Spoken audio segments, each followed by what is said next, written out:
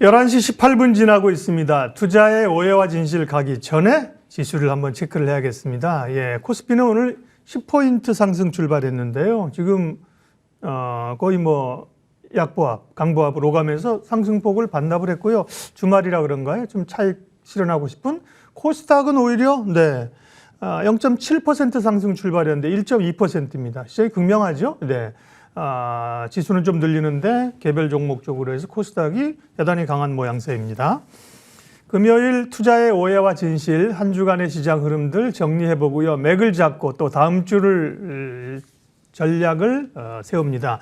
이스토리 이정민 본부장님 함께하겠습니다. 어서 오십시오. 네, 안녕하세요.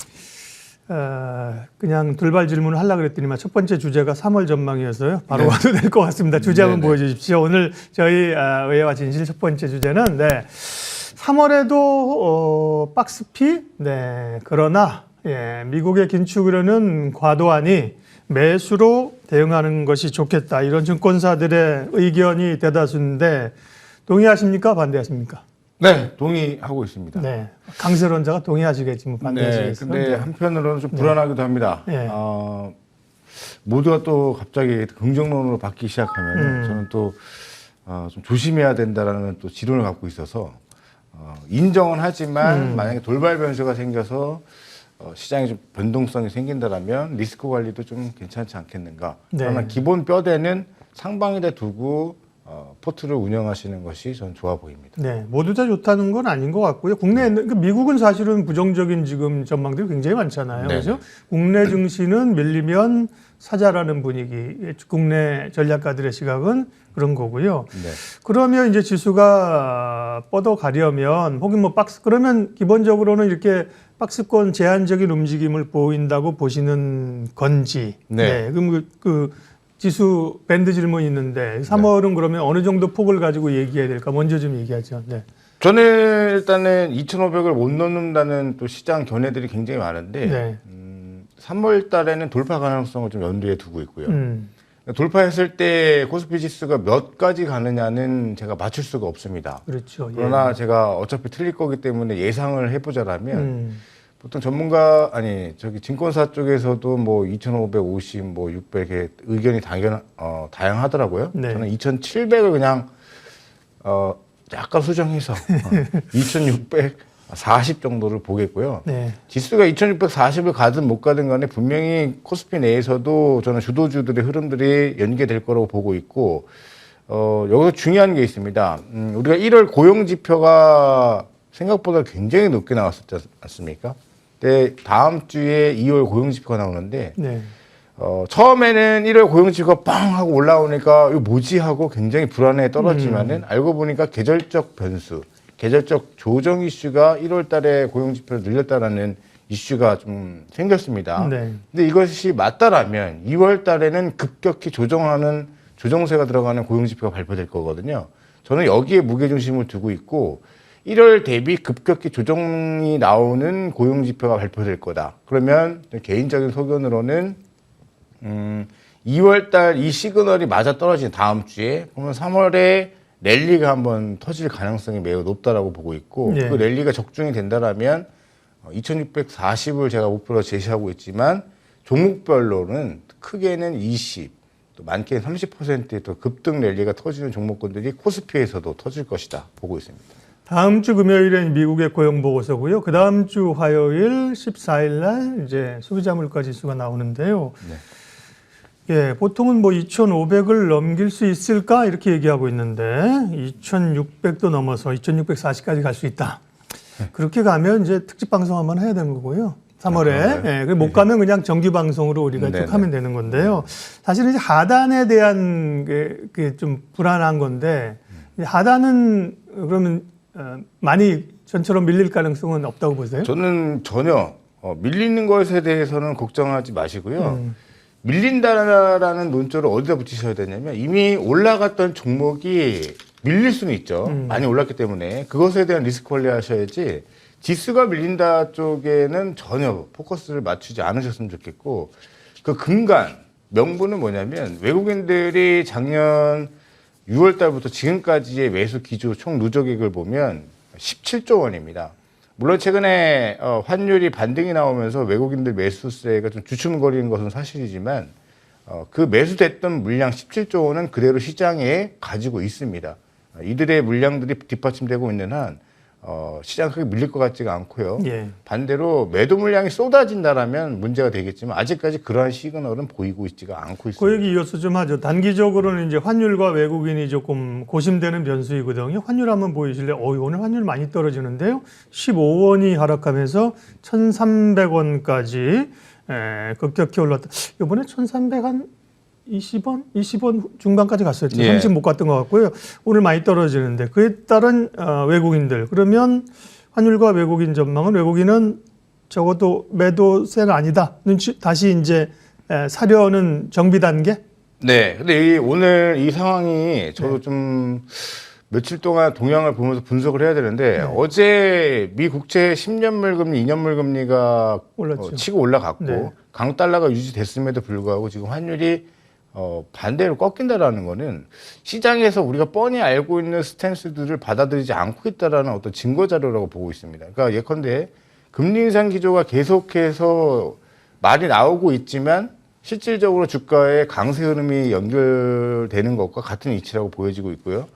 1,300원 그 라인대가 200일 이동평균선, 그러니까 원달러 환율의 200일 이동평균선이 지나가는 자리인데 거기가 살짝 돌파됐었는데 오늘로서 이제 하향 이탈 다시 되면서 하향 안정화에 대한 기대감을 좀 저는 기대를 하고 있고 하향 안정화가 된다면 3월 달에 외국인 수급이 다시 한번 주가를 레벨업 시키는 상황으로 진행되지 않을까.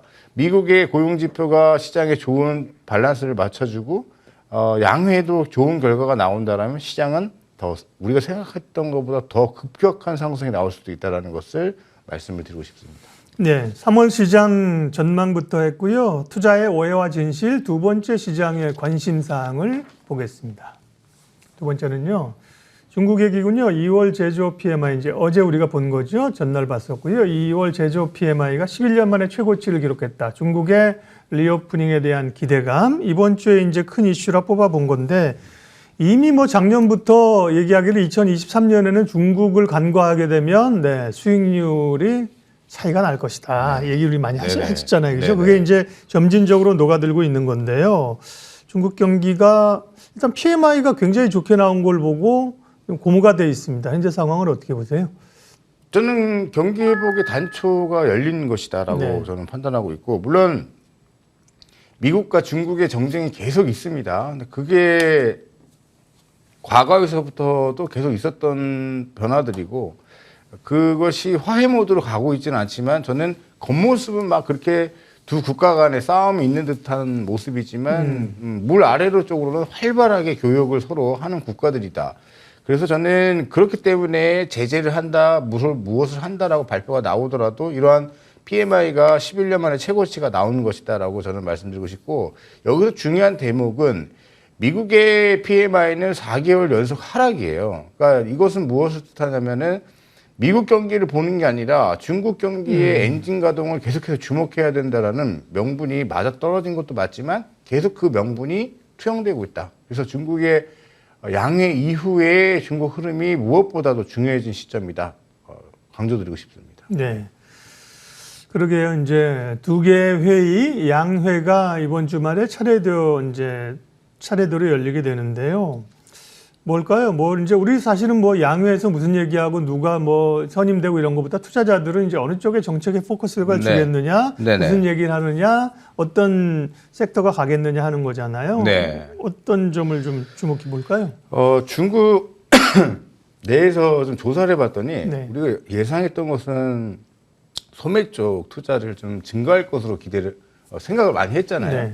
소매 쪽이 아니라 부동산 인프라 쪽과 설비 투자를 얼마나 늘리느냐, 즉 인프라 쪽을 얼마나 투자를 하느냐, 그것을 기반으로 해서 중국의 내수 부양을 얼마나 일으킬 것이냐에 포커싱이 맞춰져 있어요. 이거는 우리가 알고 있었던 리오프닝이 진행됐을 때 소비가 늘어날 수 있다라는 가능성보다는 구조적인 부동산 쪽 부양책 그리고 인프라 투자 부양책이 더 크게 진행될 가능성을 시사하고 있다라고 보여지고 있습니다.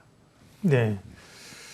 그래서 이제 어제 보면 오늘은 조금 주춤합니다. 어제 네. 그 인프라 쪽에서 철강, 화학, 예. 그다음에 또 뭐 전력 기계 이런 쪽이 굉장히 강했었잖아요. 네. 그런 쪽에 조금 힘을 좀 줄까요? 네. 저는 이제 시장이 우리가 이제 헷갈리실 수가 있는데 저는 어떻게 보고 있냐면 가치주, 성장주 이런 거 따지지 않습니다. 네. 못 간 종목은 반드시 다시 올라갈 수 있고요. 많이 올라간 종목은 반드시 쉼이 있습니다. 그러나 쉼이 거기서 부러지고 끝나는 쉼이 아니라 쉬었다 다시 가는 흐름인 것이죠. 그러니까 이 순환매는 어느 타깃이 목표가 되느냐는 많이 못 간 쪽으로 올라간 쪽에 돈이 빠져나가서 못 간 쪽으로 들어간다고 봐요. 근데 네. 어제 우리가 주목해야 되는 건 이 PMI가 발표가 됐을 때 그날 움직였던 섹터들을 가만히 보시면 화학, 철강이 다 포함되어 있습니다. 네. 이거는 중국 경기가 돌아서면 뻔히 알고 있었던 리오프닝 소비주가 아니라 어떤 근간을 움직일 수 있는, 그러니까 중국과의 무역 수지가 계속 지금 적자폭이 증가되고 있는데 적자폭이 줄어들면서 다시 흑자로 돌아설 수 있는 계기를 만들 수 있는 건 역시 중국 엔진이 가동이 되면서 대한민국 기업들이 중국에 납품을 하는, 수출을 하는 포커스, 흐름이 나와야 된다라는 것을 어제 신호탄이 나왔다고 봐요. 그래서 어제 기준으로 양봉을 친 기업들은 우리 시청자님들이 다 체크를 하셔서 3월 내내 좀 살펴봐야 된다라고 말씀을 드리고 싶고, 네. 철강, 화학 반드시 보셔야 된다 말씀을 드리고 싶습니다. 우리가 두루뭉술하게 가는 또 성격이 아니잖아. 그렇죠? 네, 네, 네. 네. 그러면 중국의 소위 뭐 소비 쪽도 기대가 있습니다. 또 이제 실제로 리오프닝이 되니까 네, 네. 그걸 이제 좀 접어놓고 이 소재 쪽으로 화학, 네. 철강, 전력 인프라 요 정도 카테고리로 압축해서 네. 그 가운데 눈여겨볼 만한 그런 기업은 뭐냐? 센터장님이 보시는 이 마음에 찜해놓은 기업은 뭐냐? 그걸 알려주세요. 네. 철강은 현대제철이고요. 네. 그다음에 대한유화는 뭐 이미 갔으니까 네. 금호석유. 예, 화학은 금호석유.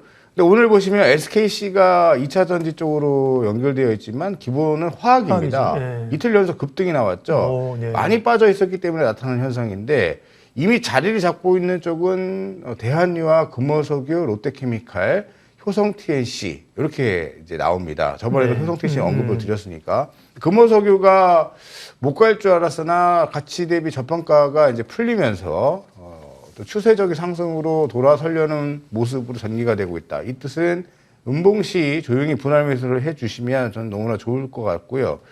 인프라 쪽은 현대일렉트렉을 말씀을 드리고 싶고요. 전력 충전, 전력 관련해서요. 네. 그리고 소매 판매 쪽은 뻔히 아는 쪽 말고 분명히 여성분들에 대한 성형, 미용에 대한 관심은 지구가 멸망할 때까지 저는 계속 있을 거라고 생각이 되는데 네. 관련해서 클래시스 의료기기 쪽 자리를 잘 잡고 있고 클래시스도 한번 눈여겨 보시면 좋으실 것 같습니다. 네. 중국 리오프닝의 그 실제적인 수혜주가 뭐냐? 그게 우리 관심이잖아요. 그 부분을 그냥 여쭤봤는데 갑자기 그런 걸 왜 물어봐 이렇게 얘기하지 않으시고 마음속에 정리가 된 기업들이 있죠. 탁탁 튀어나오잖아요. 정리를 해주셔서 그래서 이정민 본부장을 좋아하는 겁니다. 우리가. 다음 주제 볼게요. 세 번째 주제 확인하겠습니다. 다음은요. 투자의 오해와 진실. 결국은 지금 지수 따는 이정민 본부장은 뭐 2640까지 간다고 했지만 우리가 보기에는 어쨌든 지금 아직 박스피다. 순환매가 돌고 있는데 AI 뭐 뜨거운 건 뭐 2차 전지는 오늘 2차 전지 소재주 오늘도 엄청 강하네요. 뭐 코스모 신소재 13% 아까 SKC 7% 뭐 첨보 9% 와. 어쨌든 2차 전지 그다음에 AI 로봇 이런 성장주 섹터가 좀 돌고 있고요. 순환매에서 요들 AI 2차 전지 다음은 뭐냐? 어려운 질문인데 이거. 다음은 뭐 우리가 알고 있는 내에서 제가 저번에도 말씀드렸듯이 1월에 강한 종목 2월에 쉰다. 근데 2월에 쉰 게 로봇이었죠. 그리고 2월에 로봇 대신 달궈졌던 게 인공지능이었고 이게 월별로 간 종목은 다음 달 쉰다. 또 전달 신종목은 업종은 이번 달에 움직인다라는 개념으로 보셔야 되고 뭐 이거저거 다 따라붙으려고 하시다가는 낭패를 보실 수가 있고 타점이나 타이밍을 놓치는 경우가 허다합니다. 그러면 지금 놓여 있는 섹터들의 어떤 뭐 업종들 보시면은 지금 현재 약한 거는 AR, VR 그리고 메타버스. 그다음에 오늘 양봉을 치고 있는 서진 시스템이 있는데 5G가 움직일 수 있는 가능성 3월달에 열어두셔야 되고요. 신재생에너지 IRA 법안 이슈로 또 우리가 계속 안 볼 수는 없는 섹터이고요. 그렇죠. 그쪽도 좀 못 갔어요. 네. 아, 너무 못 갔어요. 네. 게다가 지금 네. 하나솔루션 같은 경우는 이제 기업 분할하면서 지금 거래 정지 들어갔고요. 네네. 네. 뭐 태양광 풍력 이쪽도 많이 못 갔어요, 이제. 네. 어제 이들 섹터들이 같이 움직였는데 네. 현대에너지 솔루션이 하나솔루션의 대체제가 될 수 있을 것 같고요. 그러게요. 어제 OCI가 같이 움직임이 나왔습니다. 자, 그러면 하나솔루션 보유하시는 분들은 어떤 현상이 벌어지느냐? 3월 30일 날 거래 정지가 풀렸을 경우에 네. 급등으로 출발할 겁니다. 그래서 예. 지금 당장 한 달 동안 못 간다고 해서 마음 졸일 필요 없고요. 대안으로 볼 수 있는 게 현대에너지 솔루션이고 OCI를 보시면 될 것 같고요. 그다음에 엔터주들은 많이 화려한 날개짓을 보여줬는데 신 섹터가 또 있죠. 컨텐츠입니다. 네. 근데 지금 뭐 OTT 쪽 여러분들 디즈니나 쿠팡, 넷플릭스 보면은 너무 재밌습니다. 근데 그 유명했던 드라마가 뜨기 전 단계까지 내려와 있어요. 근데 후발주자들이 등장하는 또 좋은 컨텐츠들이 굉장히 많이 있고 더 글로리를 포함해서요. 저는 그래서 스튜디오 드래곤 이렇게 한 종목을 딱 집어서 그냥 스튜디오 드래곤만 보시면 좋겠다. 근데 이거 외에 다른 뭐 컨텐츠 관련 기업들 갖고 계시면은 보시면 좋은데 제가 여기서 여러분들이 만약에 시청자분들께서 매물 잘하신 분들 계시다면 제가 저번에 원격 의료 관련 헬스케어를 말씀을 드린 적이 있습니다. 네, 거기도 뉴스가 나오면서 움직이네요. 예. 예. 근데 그때 뭐를 같이 말씀드렸냐면 네. 수술, 로봇 수술 관련 섹터를 보셔야 된다. 네. 지금은 바닥권에 있다. 그러니까 이게 뭐냐면 언제 튈지 누가 튈지 알 수 없어요. 그때 언급드렸던 종목이 큐렉스와 미래컴퍼니인데 네.